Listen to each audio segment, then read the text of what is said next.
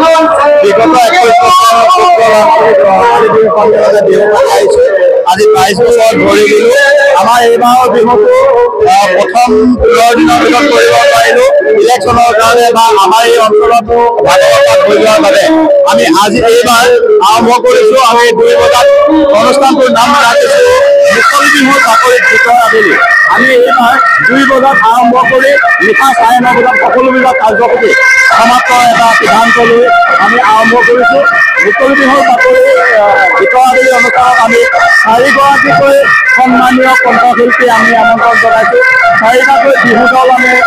অসমৰ বিভিন্ন ঠাইৰ পৰা নিমন্ত্ৰণ জনাইছো লগতে আমাৰ অঞ্চলৰ 35জনকৈ কৃতি ছাত্ৰ ছাত্ৰীক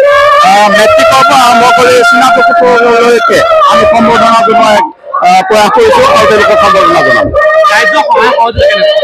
ৰাইজৰ সহায় সহযোগিতা আপোনালোকে নিশ্চয় পৰিলক্ষিত কৰিছে যে মুকলি বিহুৰ অনুষ্ঠানত আমাৰ ইয়াতকৈ হয়তো যথেষ্ট দৰ্শকৰ কম সমাগম হৈছে কিন্তু আমাৰ ইয়াত দৰ্শকৰ সমাগম আপোনালোকে নিশ্চয় দেখিছে যে আমাৰ ৰাইজৰ সহযোগিতা সদায় আছে সদায় থাকিব অখণ্ড থাকিব পৰা বাগৰি অহা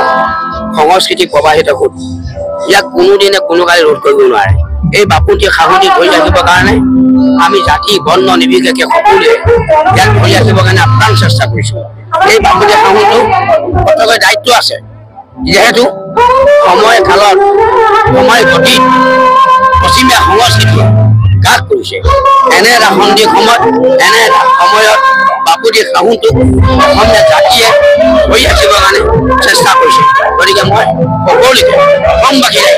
আহ্বান জনাইছোঁ যে বাপুতি সাহুটোক জাতি গণ